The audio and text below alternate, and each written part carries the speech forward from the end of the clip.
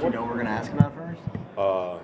We won't know anything about each one until he comes back from warming up, so we'll see. I would say if I'm a betting man, he probably won't go tonight, but we'll have to see, how he feels when he comes back from, his pregame routine.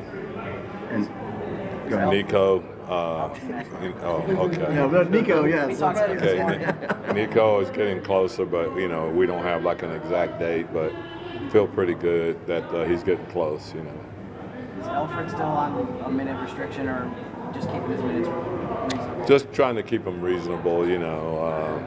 Not really on a minute restriction per se, but we don't want him to get up into the mid-30s or something like that. We'll try to stay away from that.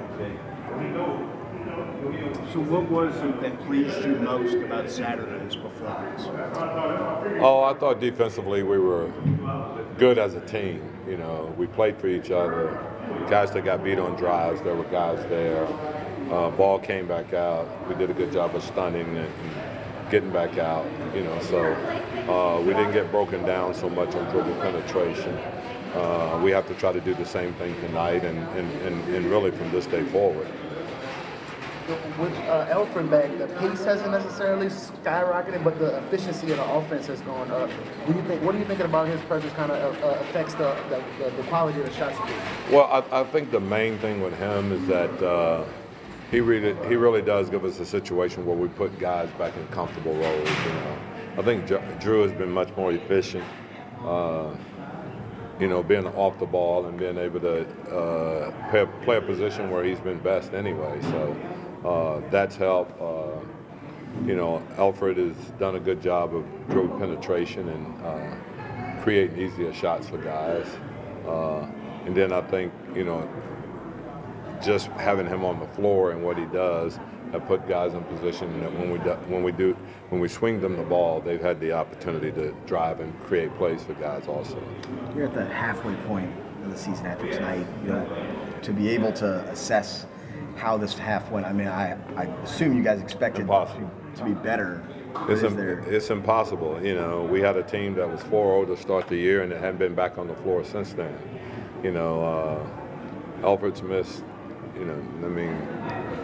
he's missed 31 games, I think, as the ones we played. So, as a starter, Nico is on his 12th missed game right now. So it's hard to say that, this is the team that we are because we hadn't had that team on the floor. I still think that we're in a situation where no one's running away with the West where, all of a sudden, we're 7 games out of the playoffs or anything. So we have an opportunity to put together a win streak, and if you do, you move yourself. You don't jump 1 or 2 spots. You probably have an opportunity to jump 4 or 5 spots. So that's what we have to try to do. And we are in a situation now where we can't afford long losing streaks. We put ourselves in a position where some kind of way we've got to come up with wins, and if we're going to have a loss, then we got to follow that up definitely with a few wins and stuff. So that's kind of what we put ourselves in. Has there been any through line? It's been so long since you guys won back-to-back games. Has there been a problem of coming off of wins, or is it different every time? Oh, no, I just think it's different every time. And, we've just had a problem in general closing out close games. That's been our problem. We've played well and gotten over the hump in a few, but, we've also had a lot of situations where, we could have put together some back-to-back wins or even a win streak, but we haven't been able to win close games, and that's been the key right there. If you go back and look, we just, those one-possession games with, 4 or 5 minutes left, or, even 2-possession games, we have not been able to do that. Or being up 8 at home, like we were with this team the last time we played them, and not being able to sustain to the point where we can close it out with a win. What's your philosophy when it comes to playing rookies? Do you tend to throw them into the fire more, or do you lean more towards the conservative side? I'm sorry, who was it?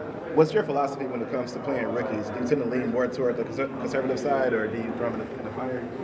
If you got LeBron, you play rookies. Other guys, you got to give them an opportunity, I think, to learn. they can't get better unless you throw them in the fire, you know.